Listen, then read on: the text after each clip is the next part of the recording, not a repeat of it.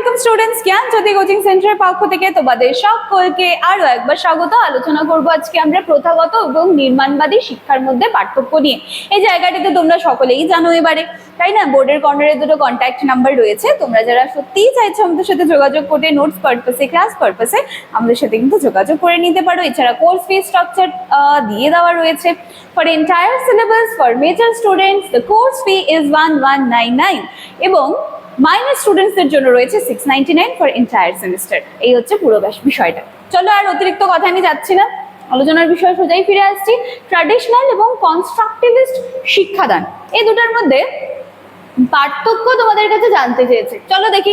শিক্ষাদানের ক্ষেত্রে প্রথাগত এবং নির্মাণবাদী পদ্ধতি দুটো আলাদা আলাদা কি বলবো যে দৃষ্টিভঙ্গি বা আলাদা আলাদা পয়েন্ট অফ ভিউ নিজেদের রেখেই দেয়। তো ডিফারেন্সেস তো ডেফিনেটলি কিছু আছে। সবার প্রথমে শিক্ষকের ভূমিকাতে বড় পার্থক্য দেখা যায়।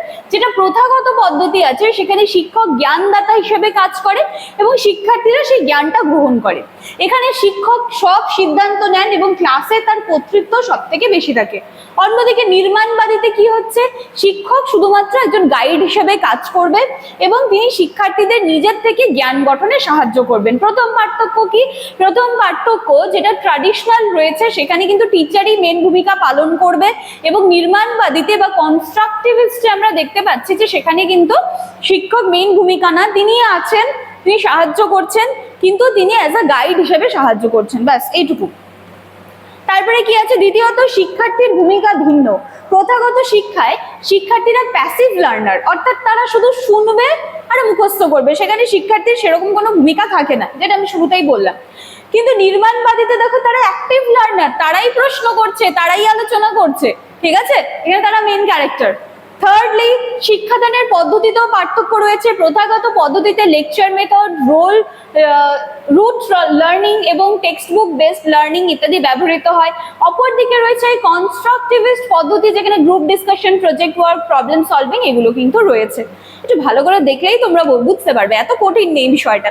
চতুর্থত, মূল্যায়ন পদ্ধতি, এখানটায় ডিফারেন্স রয়েছে। প্রথাগত শিক্ষায় লিখিত পরীক্ষা, নম্বরের উপর গুরুত্ব দেওয়া হয়, এখানে মূল লক্ষ্য থাকে যে পুনরুৎপাদন। কিন্তু নির্মাণবাদী পদ্ধতিতে কি থাকে, যে অবজারভেশন, প্রেজেন্টেশন, প্রজেক্ট ইত্যাদির মাধ্যমে শিক্ষার্থীরা যাতে বোঝে, ঠিক আছে, বোঝার দক্ষতাটাকে যাচাই করা হয়। দেখো, পঞ্চমত, জ্ঞান সম্পর্কে ধারণাতেও পার্থক্য আছে। প্রথাগততে রয়েছে ফিক্সড নলেজ পাবে তারা, কিন্তু নির্মাণবাদীদের মতে জ্ঞান ডাইনামিক এবং শিক্ষার্থীর অভিজ্ঞতা ও চিন্তার মধ্যে সেটা কিন্তু গঠিত হয়, মানে তার পরিসরটাও তখন বেড়ে যাচ্ছে নির্মাণবাদীতে। আর প্রথাগততে হচ্ছে ওই যেটুকু যেখান থেকে যা পড়ানো হচ্ছে ব্যাস ওইটুকুই, ঠিক আছে? তো এই হচ্ছে সহজ সিম্পল একটা বিষয় ছিল, সহজ সিম্পল ভাবে বোঝানোর চেষ্টা করেছি। আশা করছি বিষয়টা কিন্তু তোমরা সহজ সিম্পল ভাবেই বুঝবে।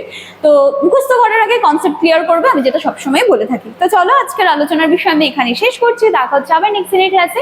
Thank you.